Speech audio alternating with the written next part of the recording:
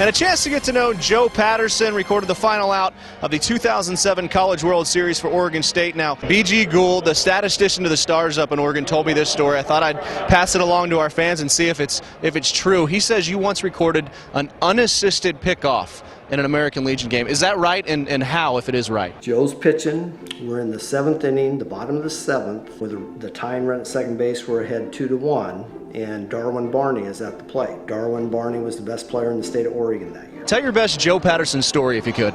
Oh, this is easy, right? We talked about this. There are 2 outs, and we decided to put Barney on first base because the next batter was a left-handed hitter and Joe's left-handed pitcher. So we wanted to go lefty-lefty. But he had come up to me in about the 4th inning, and he said, "Hey, Coach, if Darwin Barney gets on first base again, can I pick him off?" I said, "Joe, you got the best pickoff move in the state of Oregon. Yes, you can pick him off. Go ahead and pick him off." And he says, "No, I don't mean my regular move." Joe says to me, he says, "Well, I've noticed when, after I make a pitch, Darwin does not go back to the base. I thought when he does that, I'll pretend like I'm tying my shoes, and when I'm on the ground, I'll pick the ball up and throw it to our first baseman, and we'll pick him off." And I go, "Joe, this is the AAA Legion State Tournament. These are the best players in the state of Oregon, and you're talking about the best player in the state of Oregon, and I don't think he's going to fall for that." He goes, "Oh, okay, Coach, okay."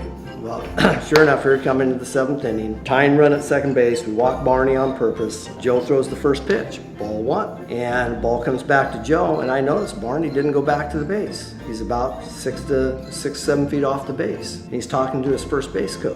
Joe kind of looks at him, and I yell out to Joe, "Concentrate on the hitter. We need to get this hitter." Joe throws the second pitch. Strike 1. Ball comes back to Joe. Joe's staring at Barney at first base, just glaring at him. I was leading off first base, and it was a summer game, big game. Barney's not moving, still off the base. And this time he turns around and is talking to our first baseman. Joe gets ready, throws the next pitch, and to be honest with you, I don't know if it's a ball or a strike, but he throws the next pitch. Catcher catches it, throws it back to Joe. Joe catches it, and all of a sudden, Joe takes off on the dead run to first base. I'm talking to the first baseman, my back turn around, and Joe Pa's sprinting at me. By the time Barney turns around and looks back to Joe, Joe is about 15 feet from him going full speed. Barney sees this. He dives back to the base. Joe dives to the base at first base, and Joe beats him there and tags him out. It kind of turned into a tackle, but luckily they called him out, and it was the end of the inning, so it kind of got me out of a jam, and I'm always looking for it. So the crowd goes absolutely berserk. They go nuts. We've just witnessed maybe the best pickoff in the history of baseball at any level. The only one in history, and it was embarrassing. The coaches at Oregon State, we were both going there, and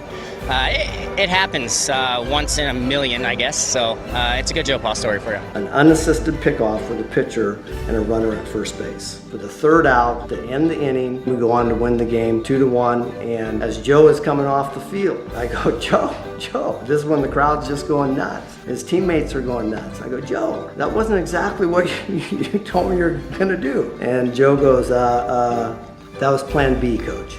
For sure you never had one of those unassisted pickoffs. I didn't know it was even possible. I didn't either. It was definitely a new twist on that one. But you know what? Joe Paterson is carving out a small sample when a guy with 10 appearances, just 4 2/3 innings, but he's yet to surrender a run.